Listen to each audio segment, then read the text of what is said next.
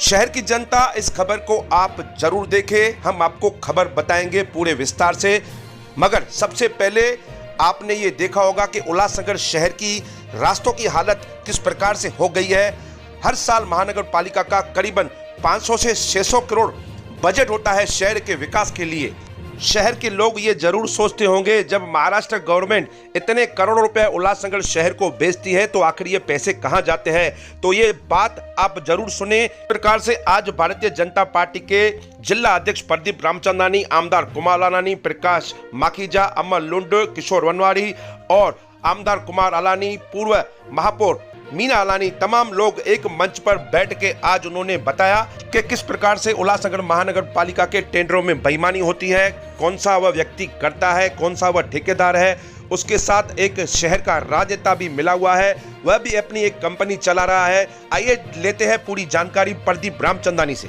देखिए, मेरा ऐसा मानना था कि आप सभी लोग समझ गए होंगे, लेकिन आप मेरे मुंह से ही निकालना चाहते हैं, तो किसी बात का मुझे भय नहीं है। शिवसेना के बाकी सभी लोग बहुत ही अच्छे हैं, हमारे साथ उनके मधुर संबंध हैं, लेकिन एक अरुण आसान है जिसने कई दिनों से पूरे महानगर पालिका में हर चीज में वो इन्वॉल्व करता है और यहाँ तक कि आदरणीय सांसद श्रीकांत शिंदे जी का भी नहीं सुनता है। उनके आदेश की भी अनदेखी करके वह अपनी दुकान चलाता है। ये दुख की बात है। देखिए, कार्रवाई अरुण आसान पर हो या न हो, लेकिन मैं ये सिद्ध कर सकता हूं कि इन सारी चीज़ों के पीछे जो भी टेंडर के या भ्रष्टाचार के मसले हैं, उसमें प्रशासन के साथ अरुण आसान एक बहुत बड़ी कड़ी है। जब भी मुझे वरिष्ठ मुझे बुलाएंगे, चाहे वह खासदार हो, चाहे वह हमारे भारतीय जनता पार्टी के हो, तो मैं सिद्ध कर दूंगा कि किस तरह से अरुण आसान ने इस कारपोरेशन को पूरी तरह से लूटने का काम किया। ये जब अरुण आसान की माताजी महापौर बनी थी, तब इनकी जुगलबंदी हुई, तब से लेकर दोनों की भागीदारी चलती है। उसमें दोनों भागीदारी के साथ मिलके वो प्रेमजा कंपनी चलाता है और ये बंदा उसकी कंपनी में लाइजनिंग करके उसको ठेके दे आता है। उसके सारे झूठे कारोबारों को, जिसने झूठे कागजात को अपनी सत्ता की धौंस दिखाकर उसको पास कराता है। बिल्कुल बताएंगे ना, आपके सामने जब भी कह रहे हैं तो उनको भी बताएंगे। उल्लासनगर महानगर पालिका में इस तरह की वारदात, इस तरह की बातें कोई नई नहीं है, ना पहली है और ना आखिरी होगी। ठेका लेना, समय पर पूरा ना करना, सभी लोगों ने महानगर पालिका के आयुक्त और अभी के प्रशासक को कई बार पत्र दिया है, निवेदन दिया है। तो जो भी कार्रवाई करनी है वो हम आयुक्त को 15 दिन का समय देते हैं कि वो 15 दिन में कार्रवाई करे और रिजल्ट दे। तो शहर की जनता, आपने सुना कि पूर्व नगर सेवक राजेश वद्रा ये कहता है कि टेंडरों में गड़बड़ियां होती है। ये पहली बार नहीं है और ये आखिरी भी नहीं है, यानी कि वो खुद एग्री करते हैं कि महानगर पालिका में टेंडरों में गड़बड़ियां होती है।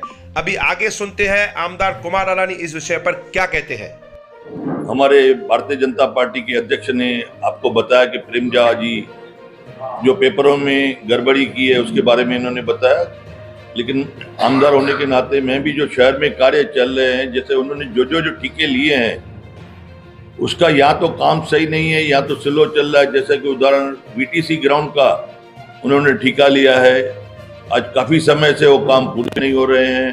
पंजाबी कॉलोनी का जो रोड है, मैंने 2-3 बार विजिट किया है, कमिश्नर को कहा है, सिटी इंजीनियर को कहा है कि ये जो रोड है, आज वहाँ पे जितने भी रहने वाले सिटीजन्स है सभी लोगों ने कंप्लेन करके मोर्चे भी निकाले, लेकिन वो रोड की अभी तक उसके बारे में कुछ सुनवाई नहीं हो रही है।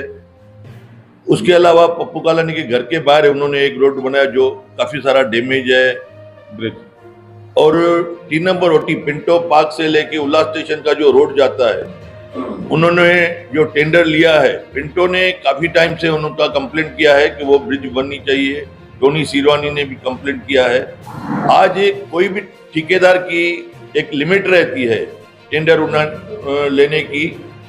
आज वो टेंडर तो ले लेते हैं, लेकिन उसको काम करने की जो मर्यादा रहती है, टाइम पीरियड रहता है, वो उसका कुछ भी उसके बारे में उसका सभी जो ऑफिसर्स है उसके साथ मिले जुले हैं।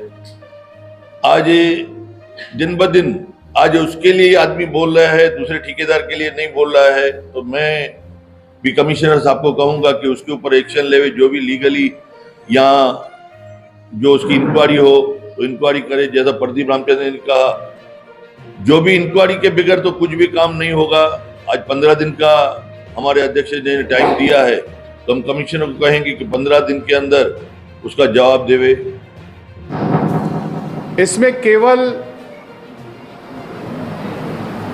झापी जिम्मेवार है या उस महापौर का निकटवर्ती संबंधी जिम्मेवार है, ऐसा नहीं है। इसमें प्रशासन भी इनके साथ पूरी तरह से मिला हुआ है। मेरे पास कुछ जानकारी अभी तक अधूरी है। एक काम में प्रशासन ने 100 करोड़ का घोटाला किया है, एक काम में 100 करोड़ का घोटाला किया है। उसके जैसे ही मेरे को पेपर मिलेंगे मैं आपके सामने रखूंगा और प्रमाण के साथ रखूंगा कि उसमें प्रशासन और निकटवर्ती जो आयुक्त जिसका महापौर का निकटवर्ती है, इन दोनों की साठगांठ से 100 करोड़ का घोटाला हुआ है। क्योंकि मेरे पास एक मिनट और एक ही बात बोल रहे हो कि महापौर का निकटवर्ती है। गत सरकार में, गत महानगर पालिका में 3 महापौर हो चुके हैं। एक तो मीना मैडम इधर बैठी हुई है, हाँ। दूसरे हो गए कलानी फैमिली से, हाँ। और तीसरे ये लीलाबाई आशा।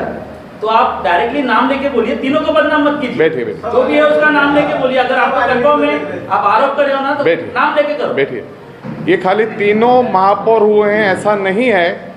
मैं इनकी जानकारी के बता दूं, 1997 से लेकर आज तक 14 महापौर हुए। मैंने पूर्व महापौर कहा है, गत वाले में नहीं कहा है।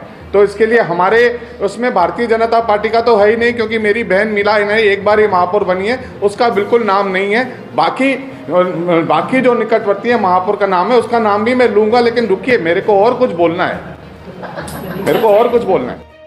शहर की जनता ने सुना कि किस प्रकार से उल्लासनगर महानगर पालिका में टेंडरों में गड़बड़ियां होती है। अब आपको जानकारी मिल गई होगी। राज्य सरकार द्वारा जब करोड़ों महानगर पालिका को भेजे जाते हैं तो किस प्रकार से सत्ता में बैठे लोग उनका फायदा उठाते हैं और महानगर पालिका के अधिकारी उनसे मिलकर किस प्रकार से टेंडरों में बेईमानियां करते हैं।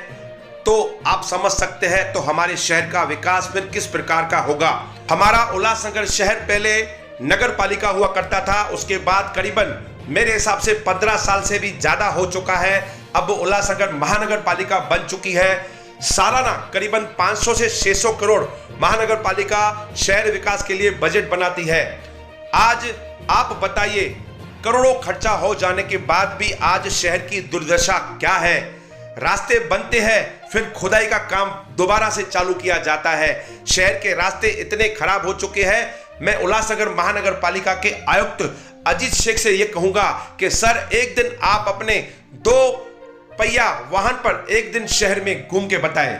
दोस्तों, आप देख सकते हैं कि किस प्रकार से यह हमारा शहर, जिसे सुंदर शहर के नेता कहते हैं, शहर का ऐसा कोई रास्ता नहीं जो खुला हुआ ना हो।